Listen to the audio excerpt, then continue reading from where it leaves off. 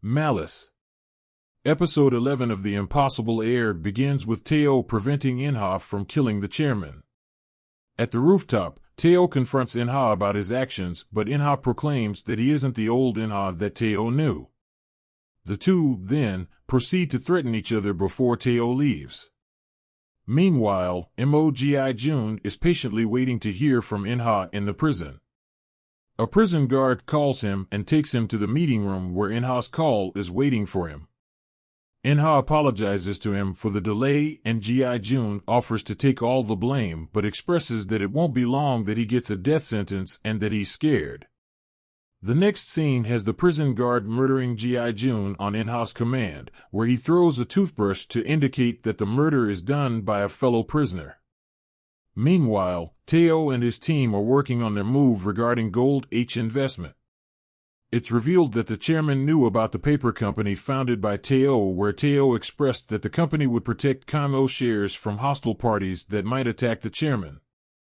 Songju sends Soonwoo that he wants to meet Michael Chang. Heeju meets with Inju's wife and Heeju emphasizes that she should use her shares to support the Kam family and not the other way round. They part on a sour note. Meanwhile, Suk and Songju are discussing about Gold H investment and how important it is for them to get their shares on Songju's side. On the other hand, Inha tells Park Sa-jin about the new development regarding Gold H investment and conveys that this company might pose a threat PY Holdings, Sa-jin's venture. Sa-jin is displeased with the news and reiterates that he can leave Inha's side if Inha isn't useful.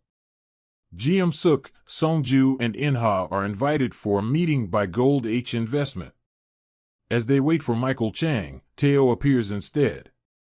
He introduces himself as Gold H Investment's co-CEO, much to everyone's surprise. Later, Inha approaches Teo in the basement and threatens him once again. Elsewhere, Teo and his team party on this new development. Elsewhere, Inju's wife proposes collaboration with Inha, unaware that it was Inha who killed his own brother. Suk invites Inha for dinner at the Kam residence. When Inha arrives, Teo was already seated, highlighting that the three, Suk, Songju, and Teo, are in cahoots with each other. It seems that Suk invited Inha only for him to be displeased. This is what exactly happens, and Inha leaves. In the next scene, we witness a flashback where Teo had told Inha that his mother was killed by his stepfather. Back in the present, Inha contacts the prison commissioner and asks him to release Teo's stepfather. Teo's stepfather is temporarily released, along with a location of Teo's mother, and he straight away visits the temple where his mother is disguised as a monk. As he asks her to come with him, she trips on the stairs and dies. Meanwhile, Suk asks Songju to hold a press conference.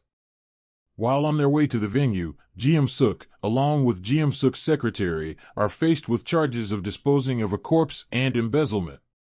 We don't really know the background of these charges. While Suk is forcibly taken by the police, she asks Songju to attend the conference, but he decides to be with his mother. It's revealed later that Inha provided the evidence for the hit-and-run case and embezzlement. Later on, we see that Kang Inju was involved in the hit-and-run case. It is Inha who addresses the conference and declares himself the acting chairman. Elsewhere, Sun Woo-won shows Teo a picture of his stepfather outside the prison. He finds that his mother is dead.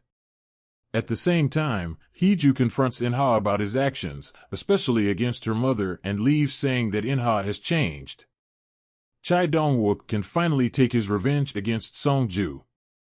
Not only does he ghost Songju but also turns Songju's aide, the congressman, against him. Inha visits Songju, only to get punched by Songju. We later find that Park Sa-jin, the congressman, Chai Dong-wook, and Inha are all working together, now that Inha has become the acting chairman. Songju visits Teo's mother's funeral, emphasizing that they need to work together against the common enemy, Inha. The next day, Inha reaches work as the acting chairman, only for the prosecution to arrest him for the murder of Inju and Gi Jun. Teo is behind the arrest. The episode review. Right off the bat, there are inconsistencies in this episode. Inha mentions that he isn't the old Inha anymore, so it isn't really clear who the real Inha is, the one who bullied Teo or the one who pretended to be friends with Teo. From the many hints about his character, we were sure that Inha was just using Teo, so his statement feels a bit inconsistent. Hiju also mentions that he changed, but did he?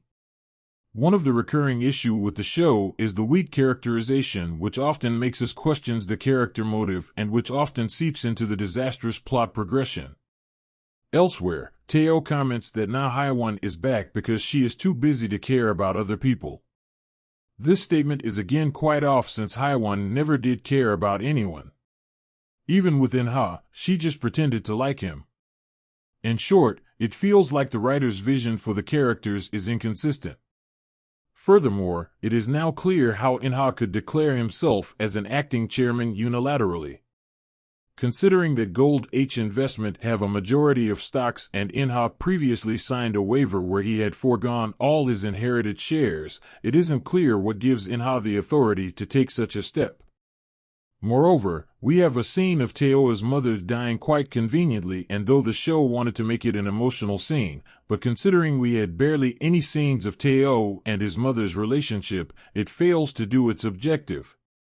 On top of it, the background music during the funeral is more upbeat than emotional, which further distances us from the scene. All in all, the episode was uninteresting and monotonous without many connections, and also seemed hurried so that the show can be wrapped up in the next episode.